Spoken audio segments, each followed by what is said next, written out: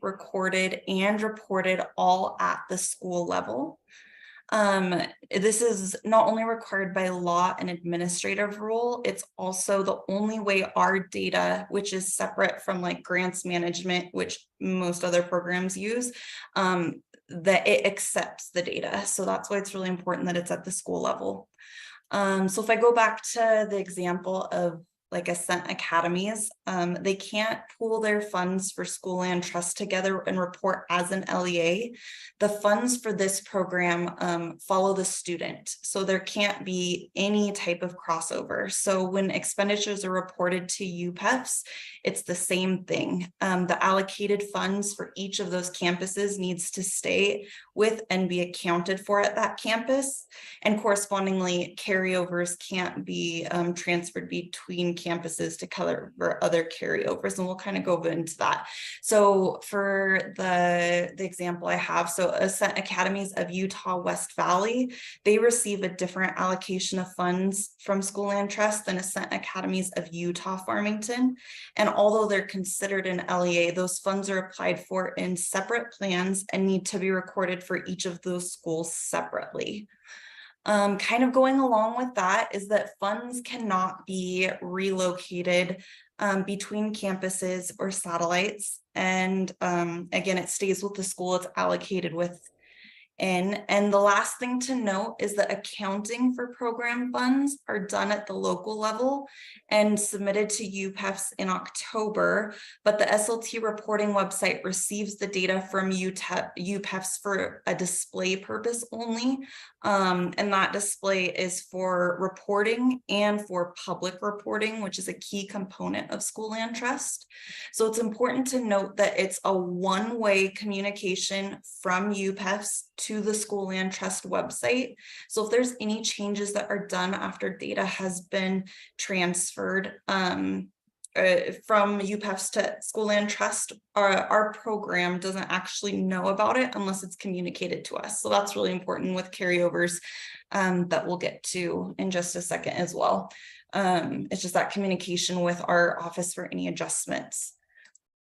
So if you're not familiar with it already, here is a link up here, and I can share this afterwards, and picture of the login page to the School Land Trust website.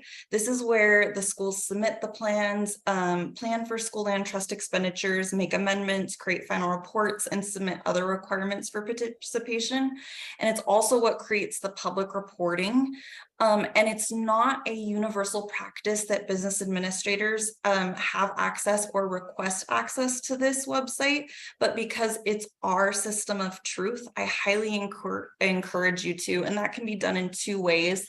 You can either request access, which is a read-only access, so you don't do any entries in here, that's still just done through UPEFs. Or you can go to the public reports, which doesn't require a login, and you can access any school in the state. The downside to public reports is it doesn't have information as quickly, and comments from principals, LEA reps, or our office are not viewable, and they're usually about the funding. So it's just having that access to make sure that what you are recording in UPEFs is coming over accurately, so that you can address things like carryover. Here is a display of what a school's final report looks like. It has a description column, the planned and amended expenditures, which the principal enters when they're applying for the funds. And then it has the actual expenditures. And here's the data that comes over from UPEFs in about January, and the column that I would encourage you to get access to and just make sure that that transfer comes over correctly. And when you're looking at things like carryover, you're going to see that at the very bottom of the screen there. It'll let you know what the carryover is after all the expenditures have been accounted for. For carryover specifically, our program looks at it in two different ways. Is there positive or negative carryover, and what's allowable for each? It is the intention of the School Land Trust program to serve the student beneficiaries for the year the distribution is sent out. Our program it's not federal funding, it's not from public state funding, it's a trust that gets money from the lands in Utah. So carryover is limited in either direction to ensure that that intent is supported, that this year's students get those funds. So for a positive carryover where funds aren't depleted within the school year, there's a threshold of 10%. Up to 10% of that year's distribution, and that doesn't include counting any carryover from the prior year. It's just on an annual basis of what was distributed that year. Up to 10% can be carried over to the next year. Carryover greater than 10% is considered to be out of compliance for our program. And it's this type of carryover, so anything that is not depleted within the school year, is evaluated in an annual report. You probably have not received this report in the past couple of years because it's been paused due to COVID's impact on common program expenditures. So of course, those resulted in things like larger carryovers due to an inability to hire for planned expenditures in the category of like salaries and benefits or supplies that had delays. Starting this year, that report is going out, and every school and LEA is evaluated on the past 3 completed years, with the most recent year being 1 year behind the current school year. So right now we have up until 21-22 school year in that report. And any schools that have what's considered the non-compliant carryover of greater than 10%, are evaluated on whether it was the most recent year, the past 2 consecutive years, or 3 consecutive years. And those are subject to different tiers of corrective action, which can look like mandatory training, or even up to a reduction or loss of program funds at the discretion of the USBE deputy superintendent. So it's really important to be cognizant of watching for and helping schools mitigate their carryover to not spending program funds within that year. And I do have a best practices sheet that can help schools be proactive in mitigating that if anyone would like that. So that's for positive carryover. And then on the other hand, we have a negative carryover, which is overspending the program's funds. And this is a non-allowable practice for charter schools. And now, if a school does overspend, the expectation is that funds are immediately paid back to School Land Trust from an alternate fund.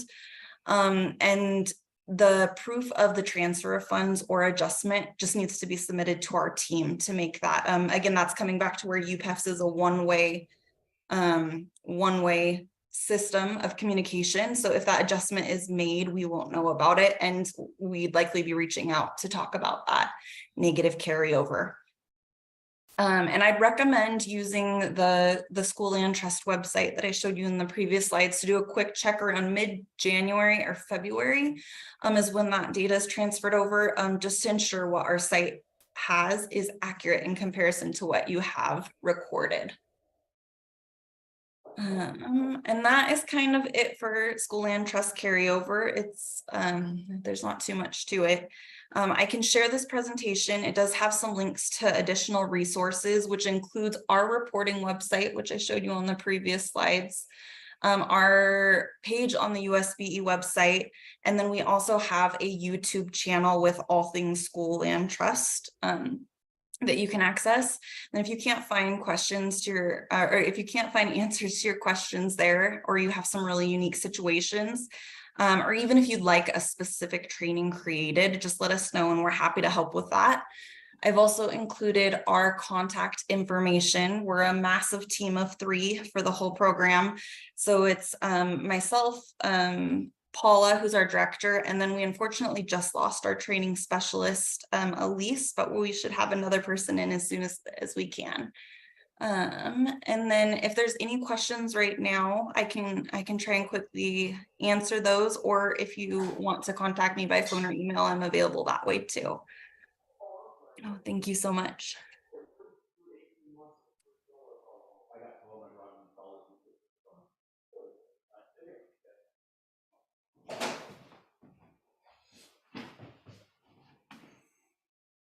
Okay, Kara, I'm not seeing any questions in the chat. So thank you for all the help you've given us this year. I appreciate it and always love hearing from you. Thanks. Thank you. Thank you. All right, and with that, we will move on to Neil Stevens, and we'll hear from him again on special education.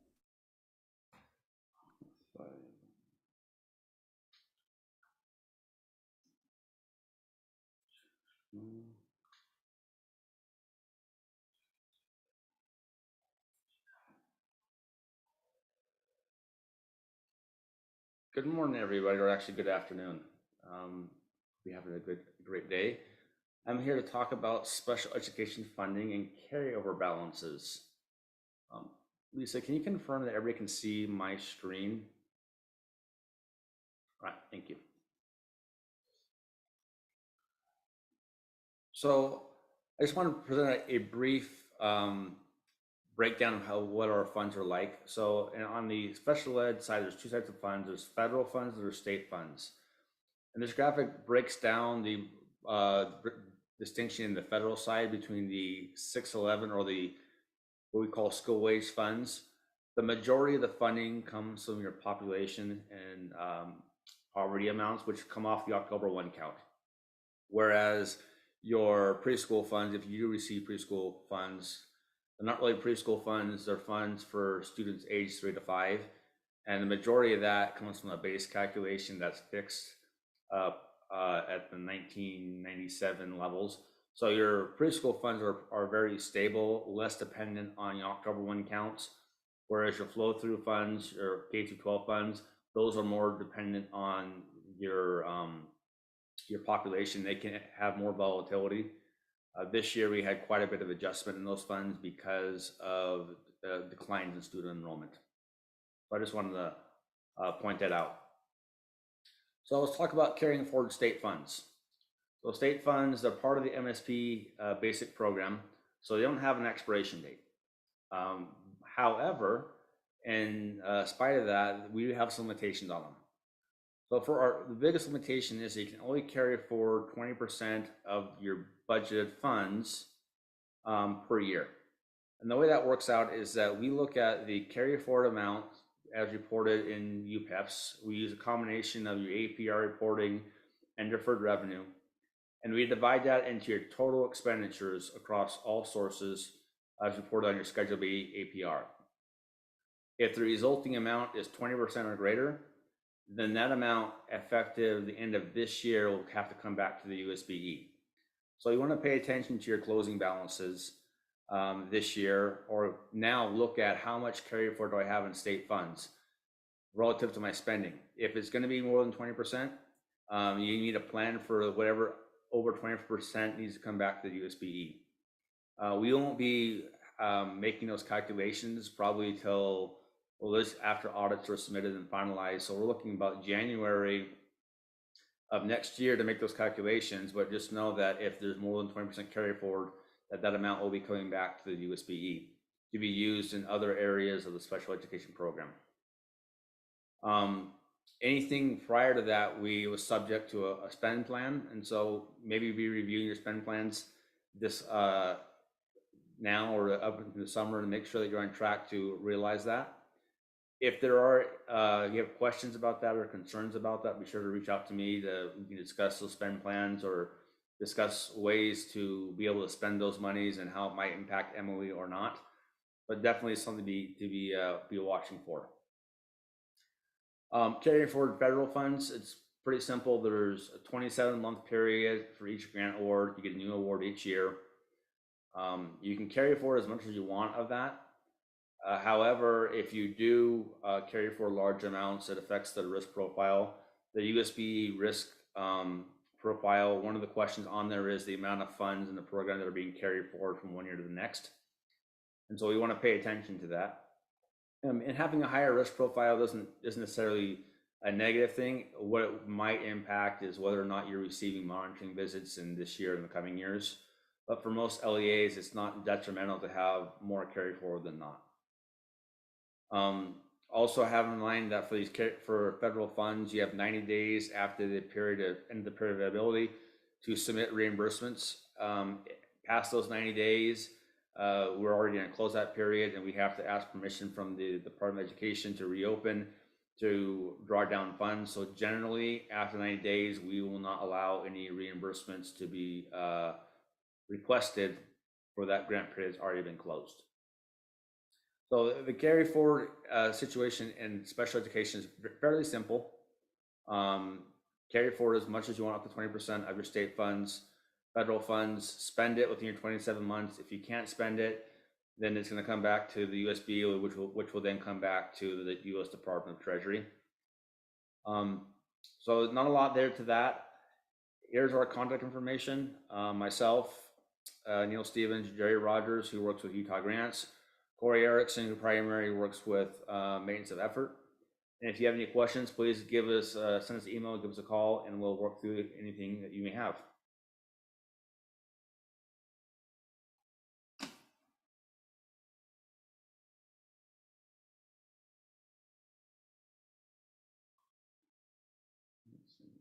All right, if you have any questions for Neil, feel free to put them in the chat or just unmute and let us know. We'll wait a couple of seconds. All right, I don't see anything coming through, Neil. All right, thank you. Just want to say thank you for all your help that you've been over these last few minutes. Really appreciated it. Thanks. Lots of good information. All right, and with that, I'm going to start sharing my screen.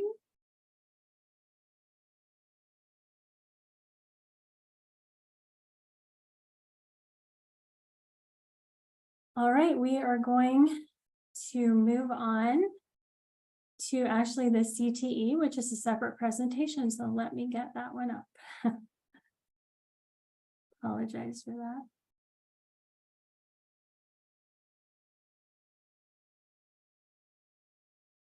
All right, so as I told you earlier, Wendy Morton was from the CTE office, was kind enough to put together this presentation for us. And it's going to be, as I said, on CTE, but she also had some other programs that she included in it for us that we're going to be going over as well. And we're actually going to start with those.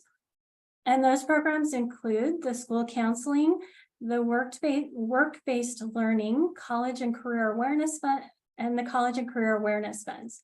And these funds are all restricted to their individual programs. So if at the end of the year you find that you have some extra funds left over from your college and career awareness, but you find that you've gone over in your school counseling, you cannot move that money from the college and awareness over to cover any expenses of your school counseling. Those need to remain with the college and career awareness programs, even if that means that there's going to be a carryover. And I'm just going to let someone in really quick. There we go. All right, so your college and career awareness funds are for 7th grade or 8th grade if an LEA offers the CCA course in 8th grade. Your work-based learning funds are for grades K through 12, and the school counseling funds are intended for your grades 7 through 12. Any ending fund balances or carry forward that you have for these funds are still restricted to the specific program that they were intended for when they're carried over into the next fiscal year. So again, you cannot be moving those funds over anywhere else. They need to be going forward and used for those specific programs.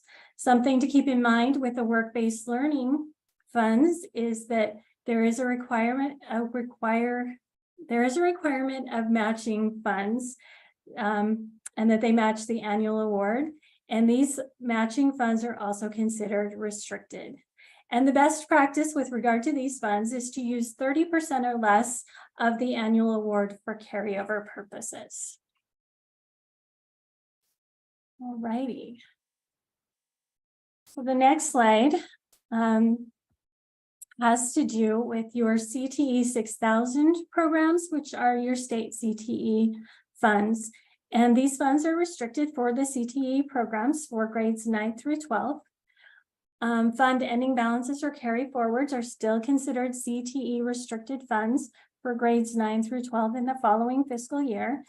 And if you were with us last month, you heard from Jeff Connolly, who talked about the MOE funds with regard to CTE. And any of these MOE funds are also restricted to your 6,000 CTE programs for grades 9 through 12. And there is a board rule that requires that the MOE dollars are spent first. But what this means to you is that that spending carry forward in the next year does not increase your MOE requirements. There are some LEAs that choose to carry over funds for specific high cost expenses such as equipment in future years using their 3 to 5 year program plan. But again, as with the programs we just talked about, the best practice with regard to this is to use 30% or less of your annual award for carryover purposes.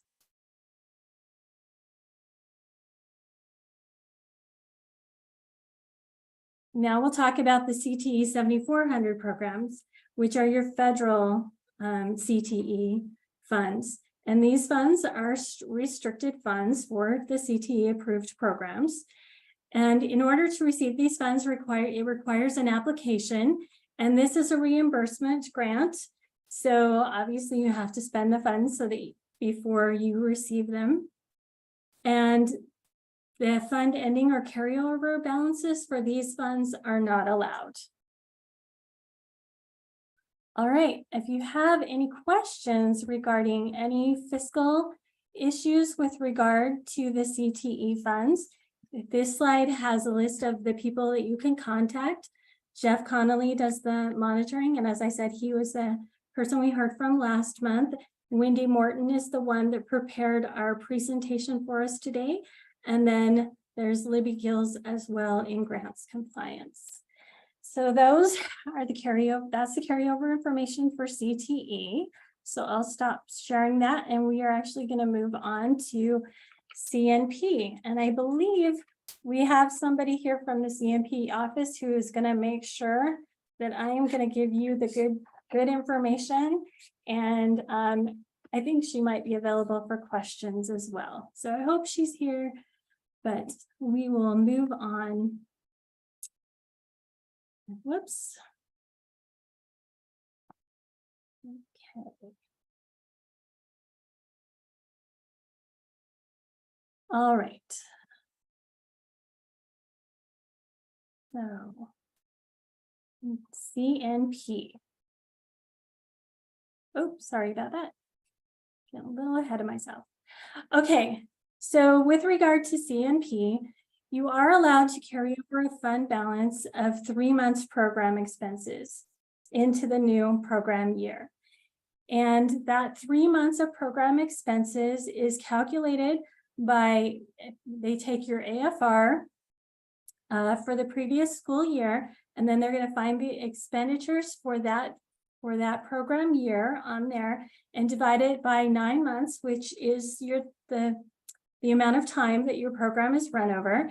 And then they're going to multiply that by 3. And that's how they determine what your 3 months of program expenses for carryover is. And something to note about this 3 months of carryover is that any of the carryover needs to stay within the nonprofit school for food service account, and it should be used as startup funds for the next year. So just to make sure that that is what you are doing with those carryover funds. All right, the fund balance, if you find that at the end of the fiscal year, you actually have a fund balance of greater than 3 months of program expenses, what you're going to need to do then is you need to create a spend down plan for utilizing those funds on allowable costs within a reasonable period of time. And CNP may actually contact you to get that spend down plan from you.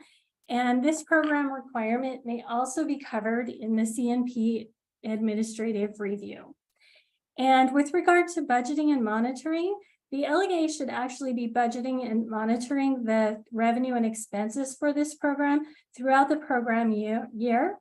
And the best practice for this is to discuss the budget and account status with your food service director just throughout the program year, so that you know that they're monitoring it as well.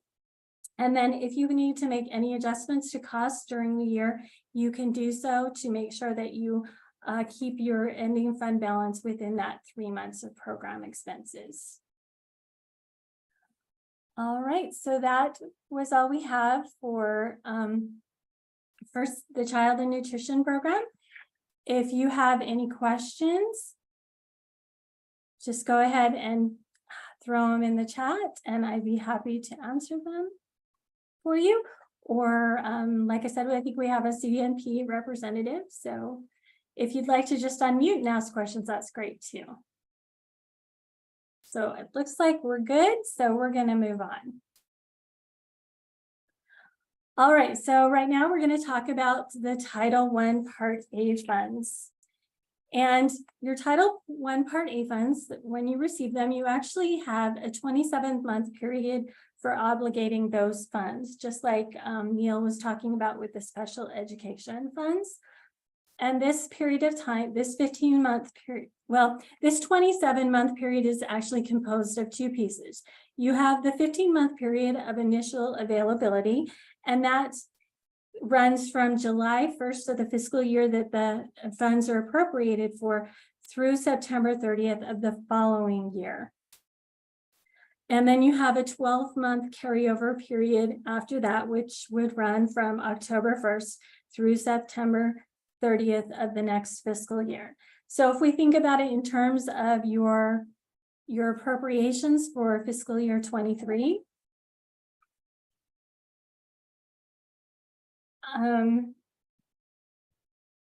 sorry, I have an issue. So we're going to move a little bit. Okay, so if you think about that in terms of your funds for the 23 fiscal year, your initial period of availability on those is going to be from July 1st of 2022 through September 30th of 2023. And then your 12-month period of carryover is going to be from October of 2023 through September 30th of 2024. Yeah, okay.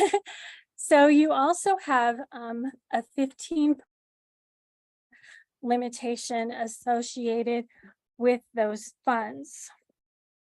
So your funds are limited to no more than a 15% carryover of the total Title I Part A funds allocated to the LEA for that fiscal year. And there are now, if you find at the end of the fiscal year that you've actually exceeded that 15%, you do have an option to request a waiver to so that you can have more than 15% of those funds available for carryover. Waivers may only be requested once during a 3-year period, and the waiver request needs to be submitted to the state Title I director by December 1st, following that September 30th date for the initial availability. All right, so if you think about that, if you find that you want to maybe request a waiver for your fiscal year 2023 funds, if you've already requested one for either fiscal year 2021 or 2022, then you're not going to be able to request it for 2023. And if you are able to request it for 2023, then you won't be able to request a waiver to carry over more funds again until fiscal year 2026. All right. So if a waiver is not submitted, but you do have excess funds, then those excess funds are going to need to be returned for reallocation. And there actually is an exception to this carryover limitation. And that exception is that if the school has a yearly allocation of less than $50,000, they can actually carry over more than 15% without requesting a waiver. However, the reimbursement request needs to be submitted for the expenses through the 15th. Let's see, let me explain this again. And I don't think I talked about this. This was important when we talked about the 15% carryover limitation, was that the reimbursement in order to use any of your carryover funds, you actually have to make sure that you have sent in a reimbursement request for all of your expenses for that first initial availability, that 15-month period. And you have to have requested the reimbursement for all of those funds before you can even talk about using your carryover funds. And that is actually due by October 10th, following the that 15-month period. And if you don't request that, if you don't make that reimbursement request, then you can actually, that could actually result in loss of your funding. So you want to make sure that before you send that waiver in, you have requested all of your funds that you've expended. All right, so, and that's true of the 15% carryover limitation. And then, like I said, it's true if you are an exception to that carryover limitation as well.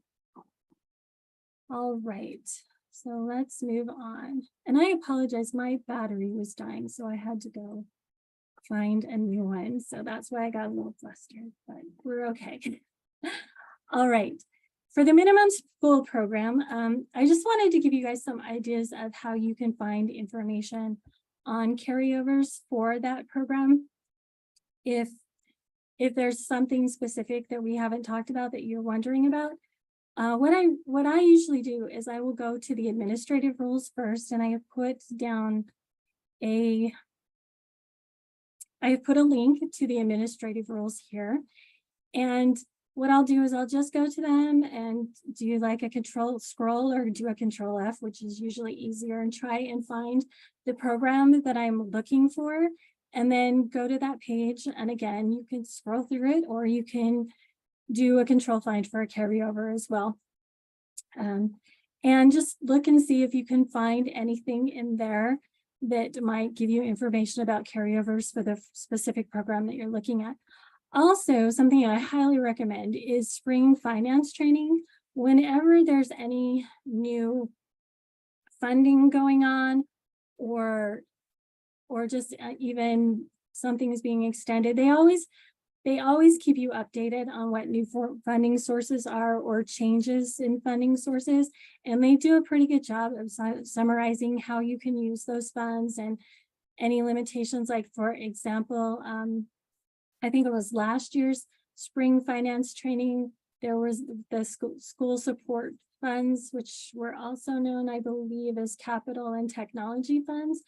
And they mentioned specifically in there that even though those funds were a one-time and they were allocated for that year, that they can be used through 2025. So that's just something that I highly recommend you do, is attend the spring finance training and take really good notes.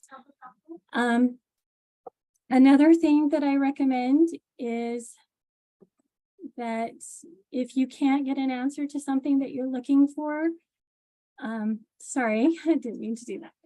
If you can't get an answer to something you're looking for, then go ahead and send an email to school finance directly, and they can help you with anything that you have that you're asking about. Sometimes it takes them a little bit of time to get back to you, but they always do, and they have really good information for you. All right, so as I said, that was all we had on the carryovers, but I do have some reminders for you. And the first one is I'm going to really promote this spring finance training. For this school year, actually, this is our last meeting. We would normally have one in May, but we actually are going to cancel that one, so that and we really highly suggest that you go to the spring finance training. And that's going to be held May 12th of 2023 from 9 a.m. to 3 p.m. And I did put a link in on the presentation, and you will be receiving a copy of the presentation in your email, as well as the link to this recording.